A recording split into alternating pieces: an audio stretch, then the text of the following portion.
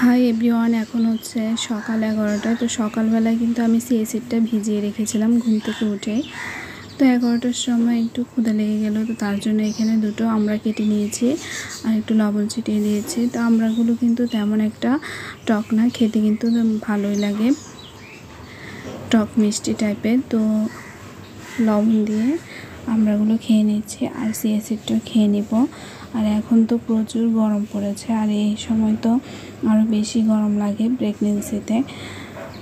তো গরমে খুবই অস্থির লাগছিল। আর ওদিকে রান্নার জন্য আমি সব রেডি করে রেখে এসেছি, মাছ কেটে ধুয়ে রেখে আসলাম।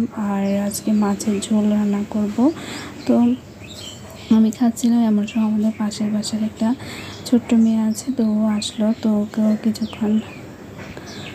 ওর সাথে কিছুক্ষণ সময় কাটালাম আর ওকেও একটু খেতে দিলাম।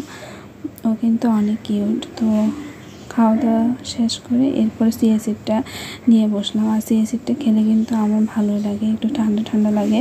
আর প্রচুর গরম লাগছিলো, এই সময় খেতেও কিন্তু দারুণ লাগছিলো।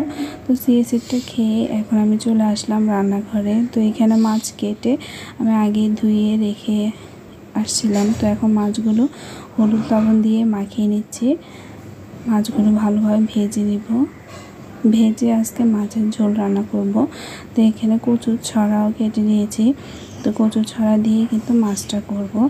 আর এতটা গরম লাগছিল, কি বলবো, খুবই অস্থির লাগছিল। তো রান্নাটা ঝটপট করে নিচ্ছি। আর এই সময় তো প্রচুর গরম লাগে আর এতটা ছটপট আর গা জ্বলে, কি বলবো। তো এখানে যে কচুর ছড়াগুলো কেটে নিয়েছি, ধুয়ে নিচ্ছি, আগে একটু সিদ্ধ করে নেব। তো ভালোভাবে ধুয়ে নিচ্ছি আর মাছগুলো সব ভেজে এরপর আমি মাছের ঝোলটা দিয়ে নিলাম। আর খেতে কিন্তু আজকের মাছের ঝোলটা দারুণ হয়েছিল। আর কচুর ছড়াও কিন্তু আমার থেকে খেতে অনেক ভালো লাগে। তো এরপর রান্নাবান্না শেষ করে স্নান করে চলে আসলাম। তো স্নান করে এসে এই যে চুলগুলো একটু ভালোভাবে মুছিয়ে নিচ্ছি। আর এখন অনেক গরম পড়েছে, এতটা গরম আসলে অনেক অসহ্য লাগে। তো এখানে চুলটুল আঁচড়ে সিঁদুর দিয়ে এরপর আমি গীতা পড়ব। তো প্রতিদিন আমার কিন্তু গীতা পড়ি আর পড়তে অনেক ভালো লাগে, একদিন না পড়লে কিন্তু অনেক খারাপ লাগে। তো ঝটপট করে চুলগুলো আঁচড়ে নিয়েছি। আর আমি ভেজা চুল তেমন একটা আঁচড়াই না, পুরোপুরি আঁচড়াই, কারণ ভেজা চুল আঁচড়ালেই কিন্তু চুল অনেক বেশি পরিমাণে উঠে। তো তার জন্য এই যে উপরে চুলটা আঁচড়ে নিচ্ছি। তো এরপর আমি চুল বেঁধে নিব, কারণ খোলা চুলে কিন্তু সিঁদুর পরা ভালো না। তো তার জন্য চুলগুলো বেঁধে নিচ্ছি। এরপর আমি সিঁদুরটা পরে নিচ্ছি।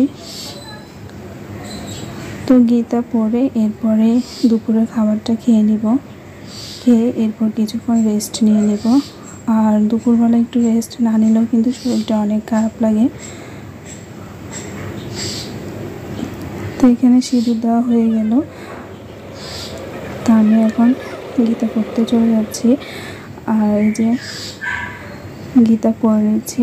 আর গীতাটা পড়লে কিন্তু মন অনেক শান্তি লাগে, মনটা শান্ত হয়ে যায় আর অনেক ভালো লাগে। তো প্রেগনেন্সিতে কে কেমন করে সময় কাটাচ্ছেন অবশ্যই জানাবেন। সবাই অনেক ভালো থাকবেন, সুস্থ থাকবেন। সবাইকে অনেক অনেক ধন্যবাদ।